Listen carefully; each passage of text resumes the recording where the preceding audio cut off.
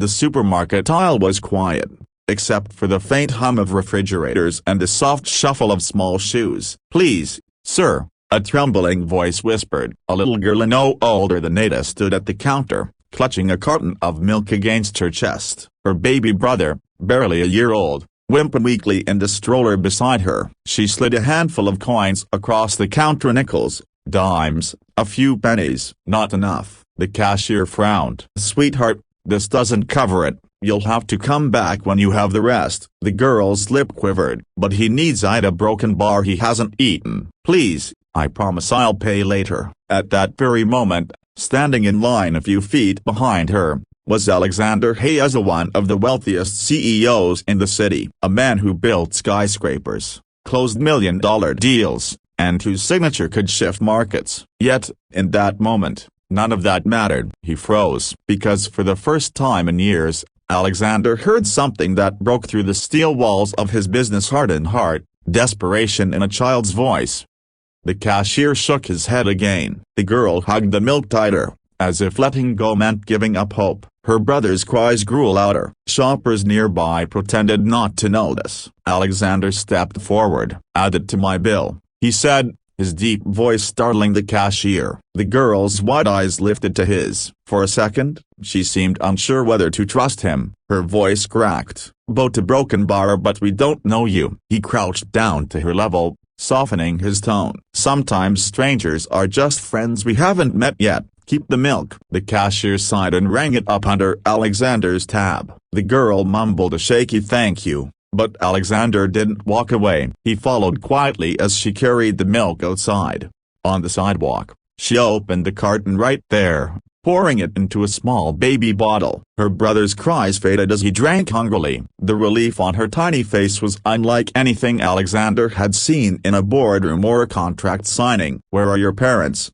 he asked gently. Her shoulders slumped. "Mom's working double shifts. A broken bar isn't around anymore. She says I'm the big girl now. I take care of him when she's gone." Alexander's chest tightened. He thought back to his own childhood. A mansion, nannies, private tutors, yet loneliness had been his only companion. Here was a little girl with nothing, yet she carried the weight of the world on her small shoulders. He reached into his wallet and pulled out $100 bill. "For more than milk," he said. She shook her head fiercely. "No, a broken bar I can't. Mom says we don't take money from strangers." The refusal hit him harder than he expected. In his world, people clawed for every dollar, begged for his approval. And here was a child turning down money protecting her dignity. That's when it struck him. It wasn't just milk she needed someone to see her, someone to care.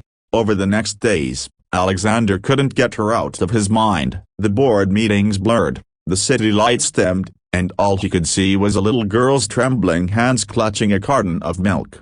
Finally, he made a decision. He returned to that same store at the same hour, and there they were, the girl and her brother again, this time with bread and fruit. This time, he didn't just pay. He spoke to her mother, who arrived breathless after her shift. At first, she was wary. A millionaire CEO offering help, but Alexander wasn't offering charity. He offered opportunity. He arranged safe childcare, helped her mother find a better-paying, stable job at one of his companies, and ensured both children were enrolled in good schools. Months later, on a bright spring day, Alexander walked past a playground. He heard laughter, a pure, unguarded sound. The little girl spotted him, ran over, and wrapped her arms around his waist. "Look, my brother's walking now, and Mom's home more often. We even have dinner together." Alexander's throat tightened. In that moment, he realized that he hadn't just given them milk. They had given him something greater. They had reminded him what wealth was really for. Not skyscrapers, not stock portfolios, but moments like this. Lives changed, futures rewritten. Ending message: kindness doesn't always come in grand gestures. It begins with noticing. A little girl, a carton of milk, a cry for help. One act of compassion can ripple through lives in ways we never imagine. And sometimes, the richest thing you can give isn't money, it's humanity.